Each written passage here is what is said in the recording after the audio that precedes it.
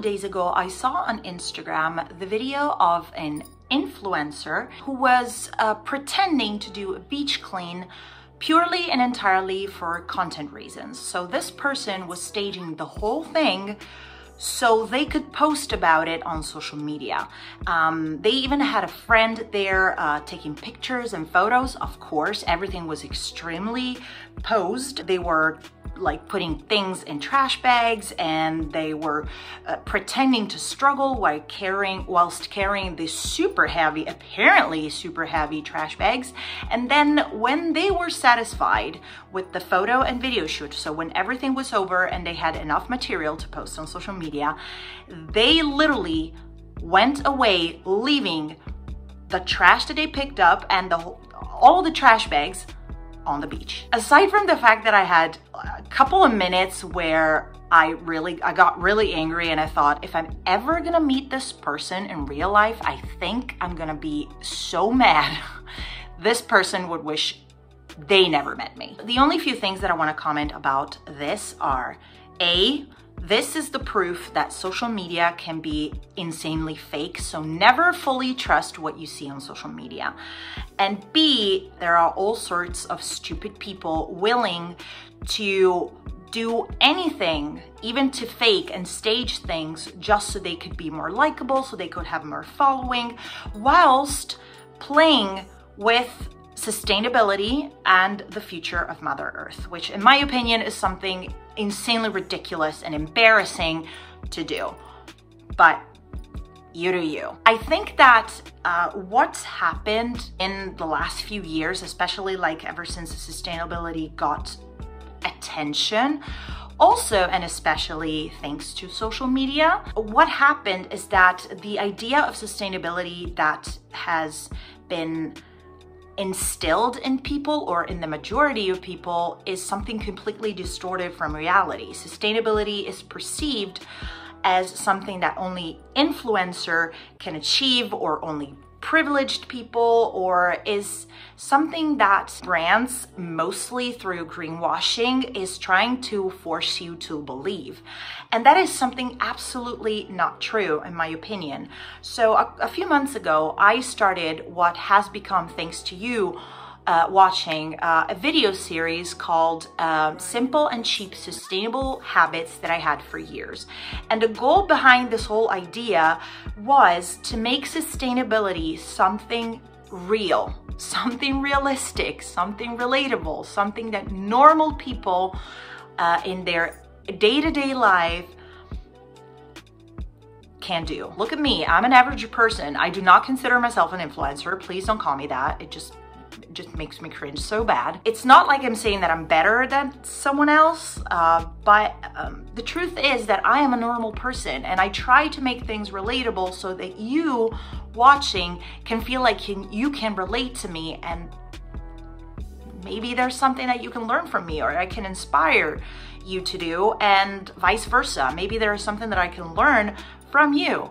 And that is great, that is fantastic, because if you see sustainability in this way, like it's something that is made of small little things that you can do regardless of who you are, what do you do for a living, and how much you earn, or where you live, what's your social and cultural background, and all of that, then it's something that it really is realistic and real and relatable.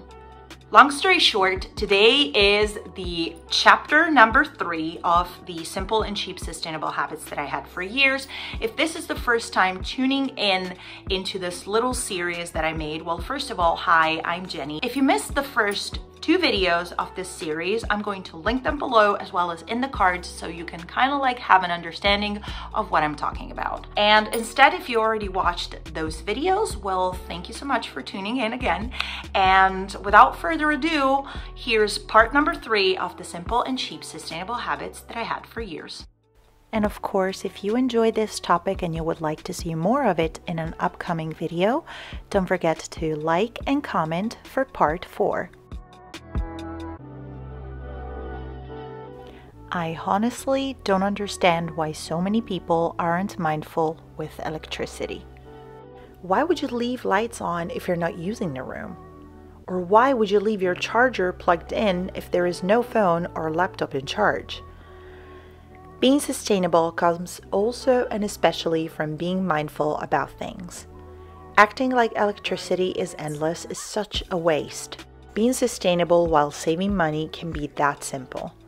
I turn off and unplug any appliance that is not in use and turn off any light that I don't need.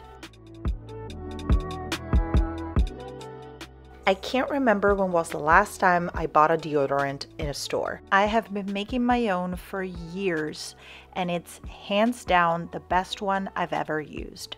It's natural, it's cheap, and it doesn't make me stink. I only need a bit of baking soda and some coconut oil or shea butter to stay odor-free all day. I don't use a lot of beauty products in the first place, and when it comes to washing my hair and body, I keep it simple too.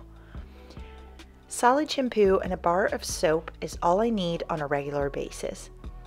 It took me a long time to find a solid shampoo that I really like, but luckily nowadays there are plenty of options on the market to choose from for any need and at any price point. Solid products massively reduce the use of single-use plastic and also make traveling a breeze.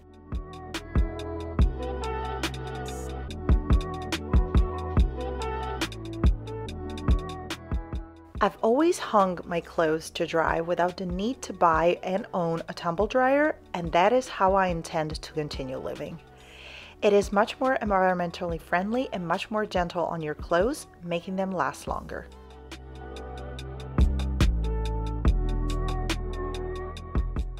I always collect papers that are printed on one side only, if they don't contain any sensitive information, because in this case I'll shred them and throw them away. But if they're printed on one side, I use them as notepads to take random notes, grocery lists, to-do lists, etc., so that I don't have to buy extra notepads and use extra paper. Despite having a bathtub, I never take baths, but always showers. Why? Because baths consume an insane amount of water. Water is such a precious resource, and we most certainly don't need that much of it to get ourselves nice and clean. So yeah, I always take showers and make sure to make them as quick as possible. This silicone spatula is probably my most used kitchen utensil. It is incredibly cheap and versatile, but my favorite way to use it is to scrape all of the leftover food from containers, pots, pans, plates, etc. It takes all of the food out, leaving the container basically completely clean, and it ensures that nothing goes to waste.